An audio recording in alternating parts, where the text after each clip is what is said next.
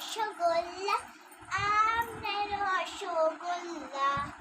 রঙে রস সবাই সেরা আইতে দিবি পাল্লা চিনি রসে সাঁতার কাটি চিনি রসে ডুব রসে থেকে উঠে দেখি কি সুন্দর রূপ আহা কি সুন্দর রূপ খোকা কুকু হাতে আবার ঠাকুরদা তার পাতে খোকা কুকু হাতে বা ঠাকুরদা তার পাতে